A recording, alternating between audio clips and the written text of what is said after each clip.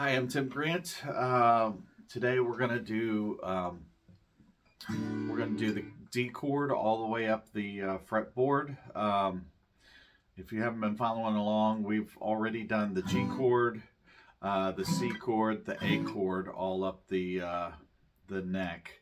So the D chord and the C chord are actually relatives, just like we had the G chord and the A chord, because it just they're sort of follow the same shape. I'll explain in a minute. And the whole point of this is to unlock the fretboard all the way up the neck. Once you get to the 12th fret, you're just repeating, so it's really the same thing. But just understanding where to play chords in different positions is going to help you as a guitar player, and also the relation between chords is a little bit easier to see when you have them close together, like that, as opposed to, the big jumps over here. So we're gonna tie all this up a little bit later in the videos, but we have to get through the next two chords. So this chord is going to be the D, and then in the video later we're going to do the E shape, which is your most common bar chord, one of the first bar chords you learn, that and the A shape. So we're going to start with the D. And if you haven't watched the D video, the video on the D chord, I explain it in detail, so I'm not going to go over details of this chord. This is what it looks like. First finger's there. Okay. All right. So we're just doing the bottom 4 strings on this. Okay. Now here's the cool thing. I mentioned the D chord and the C chord are related, because when you move the nut for the C chord, it's actually the D chord, and you're just adding this one and this one. So your root is here now instead of on the open string. So you're adding a third to it. Same chord. You're adding the third note of the scale.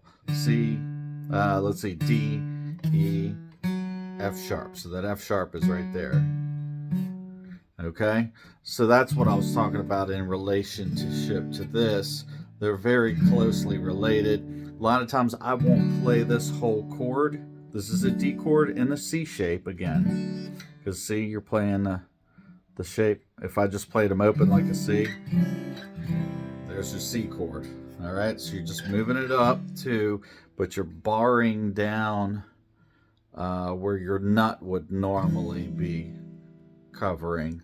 So you're coming up 2, and then there's a C chord. I usually play it like this and don't play the top, because if you're playing with a bass player, they're taking care of the root anyway. So there's your D chord using the C shape. The next one you're going to get to is the A shape. Okay, so if we do the A shape again, like that, and we bring it up to the 7th fret, put your first finger here. Again, D. Sound familiar? Same as this one. Oops, sorry. Something went wrong. D.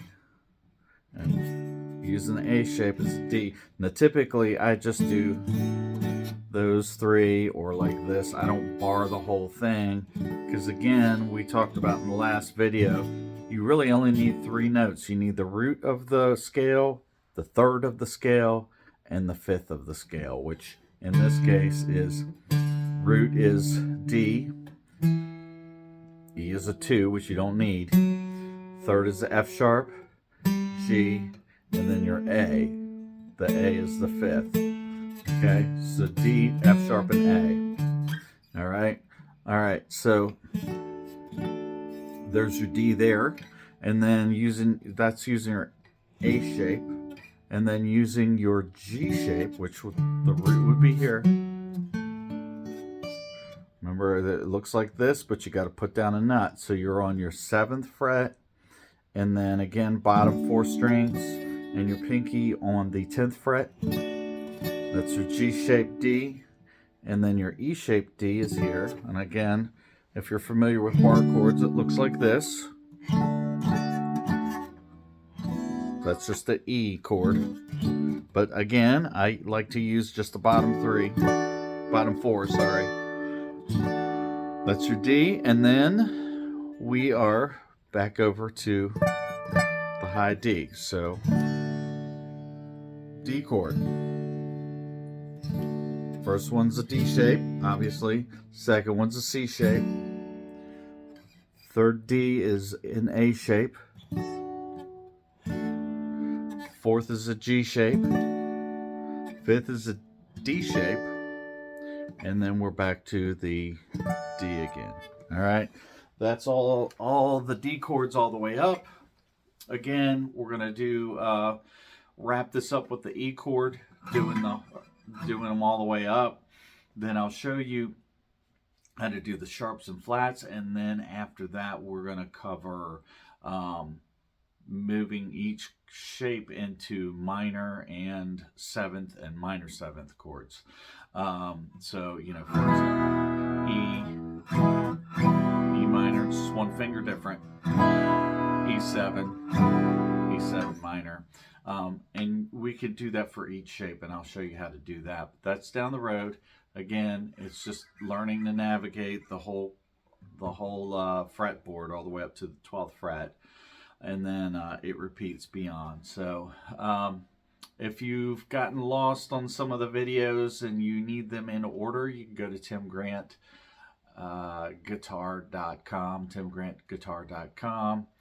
You can like these videos and share and subscribe, and that'll help kind of keep track. It is 2024 in April, and I'm hoping to have these all completed and then start on some PDFs for you know, following along and all of that, maybe in summer of 2024. But we have to get through minors, we have to get through sevenths, and then I'll show you relations. We're going to work on going from one chord to another in different positions, and then how that relates to soloing. It'll all tie together, so just keep up with it. Stick with me. I promise I'll get you somewhere. Thank you.